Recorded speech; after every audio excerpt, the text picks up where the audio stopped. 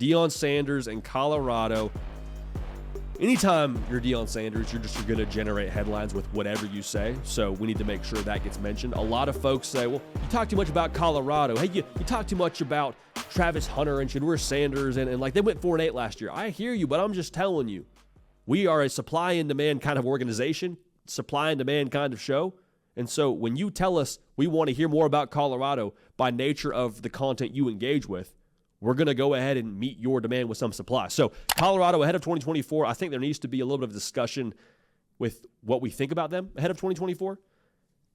Because Deion Sanders been in the headlines a little bit recently with what he had to say about Travis Hunter and Shedeur Sanders and their potential draft destination, and Shedeur Sanders taking aim at the entire classification of 6A in the state of Texas at the high school level. Full disclaimer before we jump into this, I really like Deion Sanders. I disagree with some things that he has said over the course of the last year. I disagree with some of the things that he's done over the course of the last year. Some things raise a little bit of an eyebrow for me with what Colorado has done. But just so we're on the same page here, I love how Deion communicates with his team. I love the way that he communicates the values of his team. And I love the fact that he has pretty much done it his own way. I respect that. I respect authenticity. And Deion Sanders, if nothing else, is genuine about his approach to Colorado football. Okay? He's done it his way. And to be clear, he's done it his way, and that's the reason why he's been successful, because he's followed his own trail, because he's blazed his own path. Now, going back to what I just said, Deion Sanders, if you missed the clip, I'll just kind of summarize it for you, pretty much says he thinks Shedeur Sanders and Travis Hunter will go somewhere between 1 and 4 in next year's NFL draft, and he thinks one of them will be 1, the other will go no further than 4. Great, okay? Have confidence in your guys. I'm all about it. The question was directly asked to him, too, where they go in the draft. So he didn't steer the conversation that way. However, he also said there's certain cities now where it's not going to happen.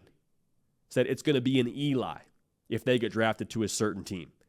He's, of course, referring to Eli Manning getting drafted by the Chargers and saying pretty much like, hey, I'm not going to go play for you. I'm going somewhere else. It all worked out for everybody. Chargers got Phillip Rivers. Eli Manning went to the Giants. It worked out. But the bottom line here is he's saying, listen, they're not playing certain places. Okay, I mean, cool, more power to you. We'll talk about it when it gets closer to next year's draft. Whatever.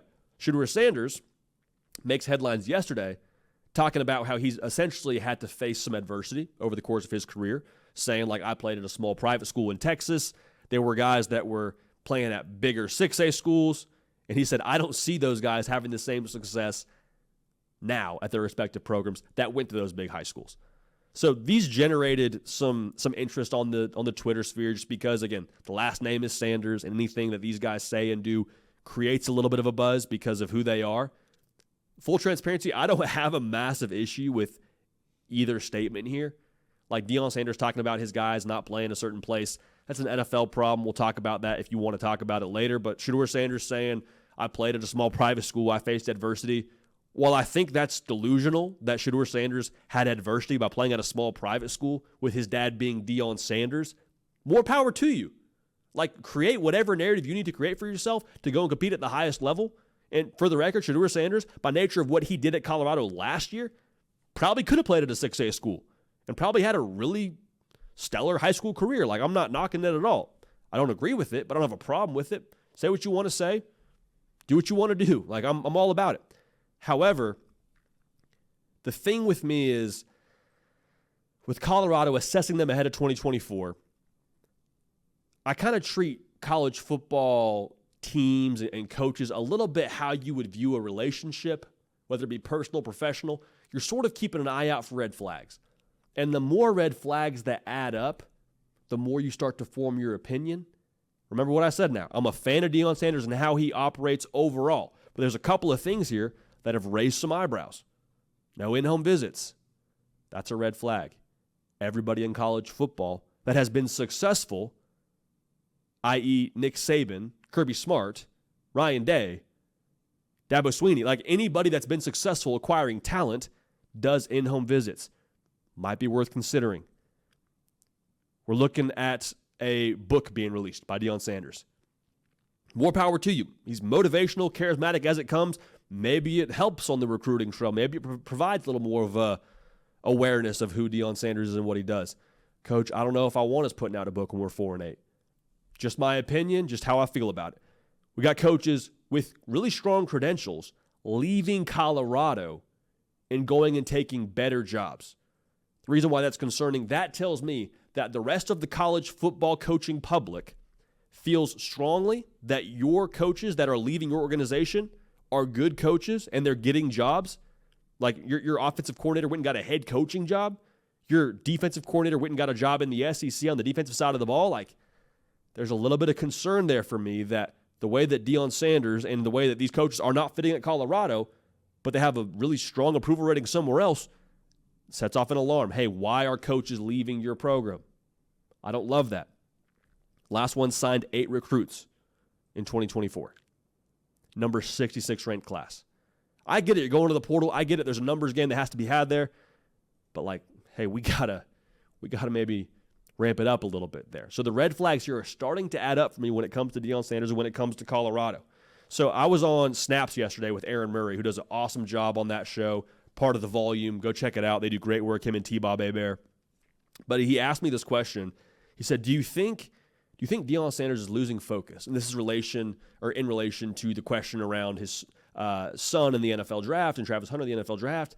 And I thought about it for a second, and I don't think I'm worried about Deion Sanders losing focus. My concern here is we're focusing on the wrong things. My concern here is we're focusing so much on the external and the brand and, all the things that have to do with Coach Prime and Colorado and all those things. And I think those are good things, just so we're on the record.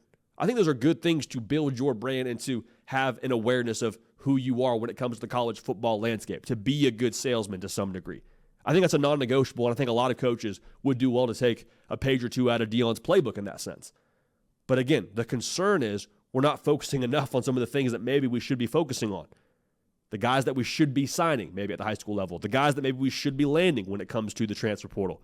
Don't hear a lot about football stuff. Don't hear a lot about the inner workings of Colorado from a strategy standpoint, from a staff standpoint. Like, I love the way that they've acquired, Deion Sanders has, brought his son, who's a big-time quarterback, who got Jordan Seaton at the high school level, which is a massive get for them. But, like, it's kind of these one-offs where college football isn't a thing where you can just grab one or two guys and change the entire complexion of your football team, especially not when your base for that is a 4-8 season.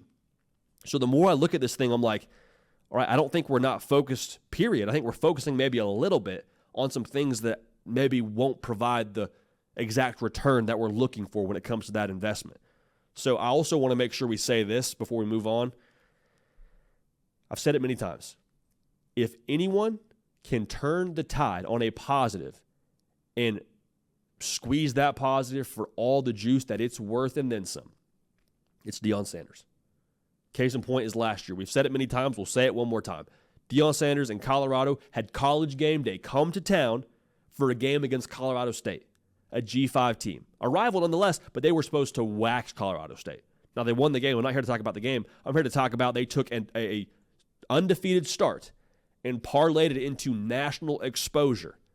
So Deion Sanders and company, I think 4-8, just so we're on the same page here, last year, I think that was a solid season. I really do. I think 4-8 was a good year.